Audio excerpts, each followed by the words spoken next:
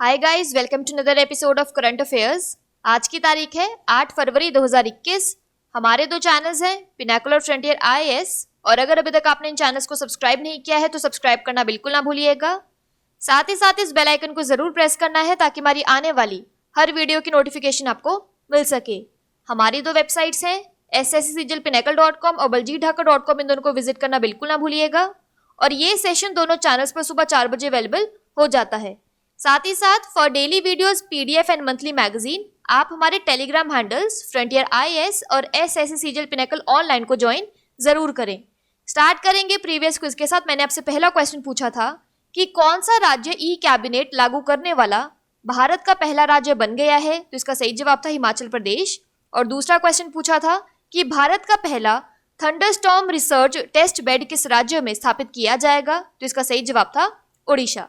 Start करेंगे first question. देखो आज के सेशन का, राष्ट्रीय बाघ संरक्षण प्राधिकरण यानी नेशनल टाइगर कंजर्वेशन अथॉरिटी ने किस जिले में 5वें बाघ रिजर्व के निर्माण को मंजूरी दी है, तो इसका सही जवाब है ऑप्शन नंबर बी, तमिलनाडु।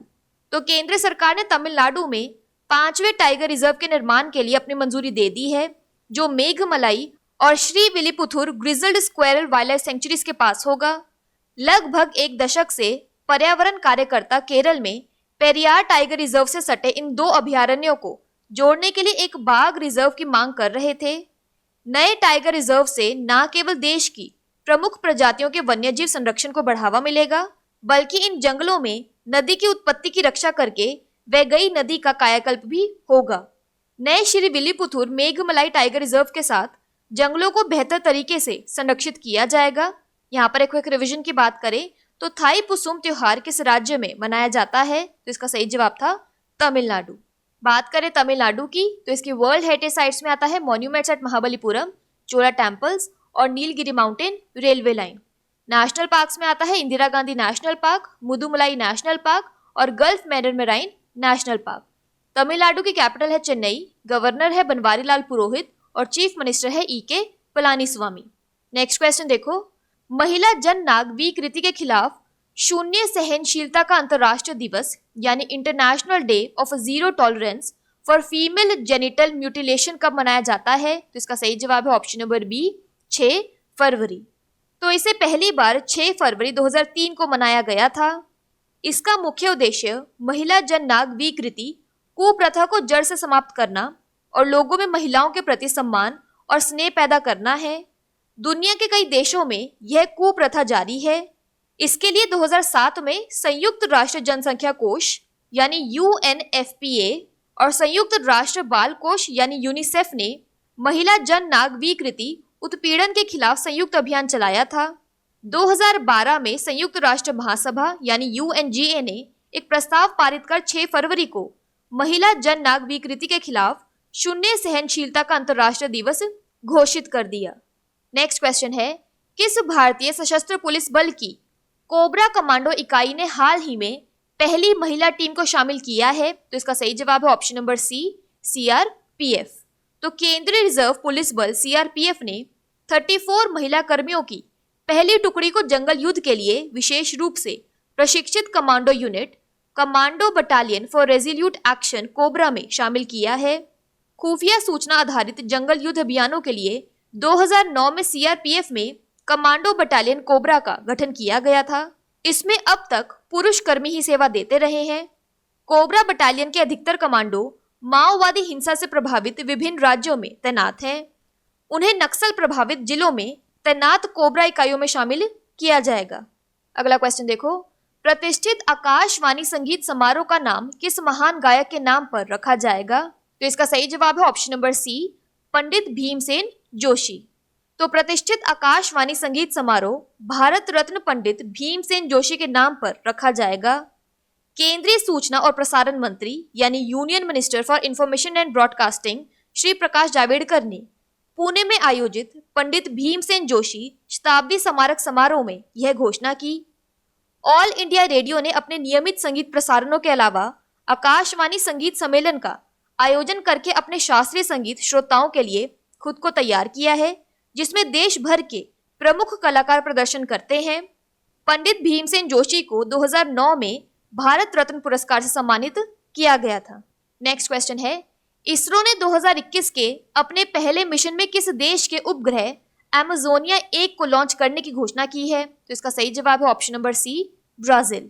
तो भारत की अंतरिक्ष एजेंसी इसरो यानी इंडियन स्पेस रिसर्च ऑर्गेनाइजेशन 2021 के अपने पहले मिशन के तहत 28 फरवरी को ब्राजील के उपग्रह एमेजोनिया 1 और 20 अन्य भारतीय उपग्रह प्रक्षेपित करने की योजना बना रही है।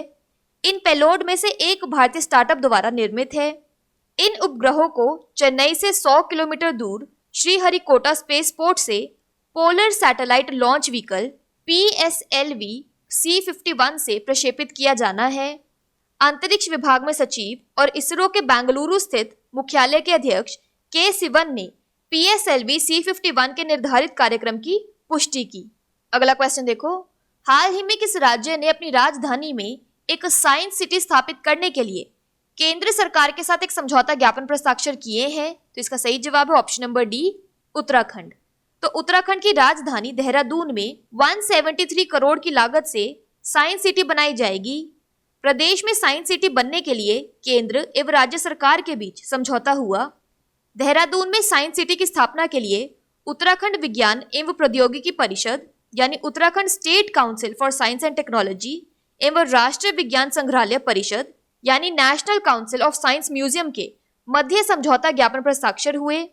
इसका निर्माण कार्य पूरा होने में लगभग 4 साल का समय लगेगा।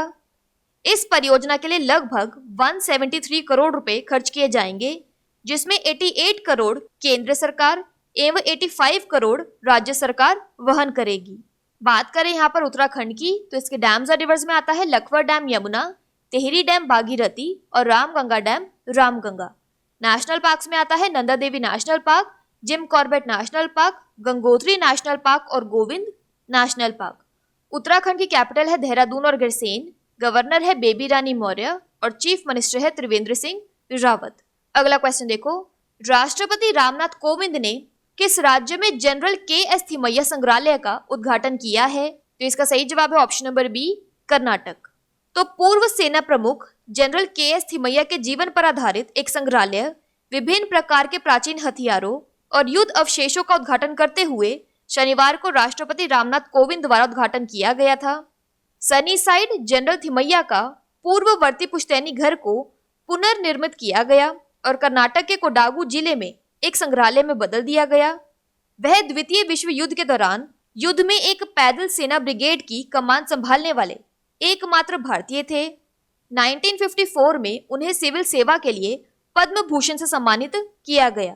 यहाँ पर एक क्विक रिवीजन की बात करें तो केंद्रीय गृह मंत्री श्री अमित शाह ने किस राज्य में रैपिड एक्शन फोर्स की 97वीं बटालियन की आधारशिला रखी है? तो इसका सही जवाब था कर्नाटक। बात करें कर्नाटका की, तो इसके डैम्स और रिवर्स में आता है कृष्णराजा सागर कावेरी, तुंगभद्रा डैम तुंगभद्रा और Almatti dam Krishna. National parks में आता है Nagarhole national park, Anshi national park और बनरघट्टा नेशनल पार्क। कर्नाटका की कैपिटल है बेंगलुरु, गवर्नर है वाजुभाई वाला और चीफ मिनिस्टर है BS Yediyurappa. UNESCO world heritage sites में आता है हम्पी मॉन्यूमेंट्स और पत्तडकल मॉन्यूमेंट्स। अगला क्वेश्चन देखो, ICICI बैंक ने हाल ही में MUFG बैंक के साथ एक समझौता ज्ञापन यानी MOU पर हस्ताक्षर किए हैं। यह किस देश का सबसे बड़ा बैंक है? तो इसका सही जवाब है option number A, Japan.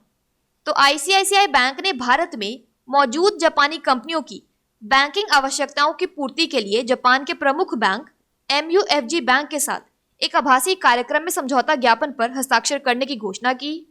MUFG bank Japan का सबसे बड़ा बैंक है। 1 जनवरी 2006 को इसकी स्थापना की गई थी। बात करें यहाँ पर जापान की, तो इसकी कैपिटल है टोक्यो और करेंसी है येन। अगला क्वेश्चन देखो, किस केंद्र शासित प्रदेश ने हाल ही में कार्बन न्यूट्रल रीजन बनाने के लिए ONGC एनर्जी सेंटर के साथ एक समझौता ज्ञापन यानी MOU पर हस्ताक्षर किए हैं? तो इसका सही जवाब है ऑप्शन नंबर B, लद्दाख। तो लद्दाख ने हाल ही में लेह में लेफ्टिनेंट गवर्नर राधाकृष्ण माथुर की उपस्थिति में ONGC एनर्जी सेंटर के साथ एक समझौता ज्ञापन यानी MOU पर हस्ताक्षर किए हैं। MOU का लक्ष्य लेह के पुगा में पहले भूतापीय क्षेत्र विकास परियोजना यानी जियोथर्मल फील्ड डेवलपमेंट प्रोजेक्ट की स्थापना करना है। प्रधानमंत्री नरेंद्र मोदी ने अपने हालिया संबोधन में लद्दाख को कार्बन न्यूट्रल क्षेत्र बनाने की प्रतिबद्धता जताई थी। यहाँ पर एक्स्ट्रा इन्फॉर्मेशन की बात करें तो लद्दाख के अधिकारियों ने लेह में पहली बार विकास संबंधी सम्मेलन का आयोजन किया। दिन भर के सम्मेलन की अध्यक्षता उपराज्यपाल आर.के. माथुर ने की। अगला क्वेश्चन देखो, स्क्वायर किलोमीटर अरे ऑब्जर्वेटरी यानी SKAO परिषद ने अपनी पहली बैठक में दुनिया के सबसे बड़े रेडियो टेलीस्कोप की स्थापना को मंजूरी दी है। SKAO का मुख्यालय कहाँ स्थित है? तो इसका सही जवाब है ऑप्शन नंबर ए, ब्रिटेन यानी यूके। तो 4 फरवरी को स्क्वायर किलोमीटर अरे ऑब्जर्वेटरी यानी SKAO परिषद ने अपनी पहली बैठक और दुनिया की सबसे बड़ी रेडियो दूरबीन की स्थापना को मंजूरी दी। SKAO एक नया अंतर सरकारी संगठन यानी इंटर गवर्नमेंटल ऑर्गेनाइजेशन है जो रेडियो खगोल विज्ञान को समर्पित है और इसका मुख्यालय ब्रिटेन में है। फिलहाल 10 देशों के संगठन SKAO का हिस्सा हैं। इसमें ऑस्ट्रेलिया, कनाडा, चीन, भारत, इटली, न्यूजीलैंड, दक्षिण अफ्रीका यानी साउथ अफ्रीका, स्वीडन, नीदरलैंड और यूके शामिल है। दूरबीन को दुनिया का सबसे बड़ा रेडियो टेलीस्कोप बनाने का प्रस्ताव है। यह अफ्रीका और ऑस्ट्रेलिया में स्थित होगा, जिसका संचालन, रखरखाव और निर्माण SKAO द्वारा किया जाएगा। बात कर लेते हैं आज के सेशन के क्विक समरी की। तो नेशनल टाइगर कंजर्वेशन अथॉरिटी यानी NTCA 5वां टाइगर रिजर्व तमिलनाडु में बनाएगी। International day of zero tolerance for female genital mutilation 6 फरवरी को मनाया जाता है। कोबरा कमांडो यूनिट CRPF का हिस्सा है। आकाशवाणी म्यूजिक फेस्टिवल को रीनेम पंडित भीमसेन जोशी के नाम से किया जाएगा। इसरो अपने 2021 के पहले मिशन को ब्राजील के अमेजोनिया 1 से शुरू करेगी। उत्तराखंड में साइंस सिटी बनाने के लिए एक MOU साइन किया गया है। General KS Thimayya museum Karnataka में बनाया गया है। MUFG बैंक जापान का सबसे बड़ा बैंक है। लद्दाख ने ONGC एनर्जी सेंटर के साथ एक MOU साइन किया है। और स्क्वायर किलोमीटर अरे ऑब्जर्वेटरी का हेडक्वार्टर है यूनाइटेड किंगडम्स में। बात कर लेते हैं आज के सेशन के क्विज फॉर द डे की। आपका पहला क्वेश्चन है, हाल ही में किस राज्य ने अपनी राजधानी में एक साइंस सिटी स्थापित करने के लिए केंद्र सरकार के साथ एक समझौता ज्ञापन पर हस्ताक्षर किए हैं? और आपका दूसरा क्वेश्चन है, राष्ट्रीय बाघ संरक्षण प्राधिकरण NTCA ने किस जिले में 5वें बाघ रिजर्व के निर्माण को मंजूरी दी है? इन दोनों क्वेश्चंस का आंसर आपको नीचे कमेंट सेक्शन में जरूर करना है। और अगर अभी तक आपने हमारे चैनल्स को सब्सक्राइब नहीं किया है तो सब्सक्राइब करना बिल्कुल ना भूलिएगा। साथ ही इस बेल आइकन को जरूर प्रेस करना है ताकि हमारी आने वाली हर वीडियो की नोटिफिकेशन आपको मिल सके। हमारी दोनों वेबसाइट्स और टेलीग्राम हैंडल्स को ज्वाइन जरूर करना है। Thank you so much.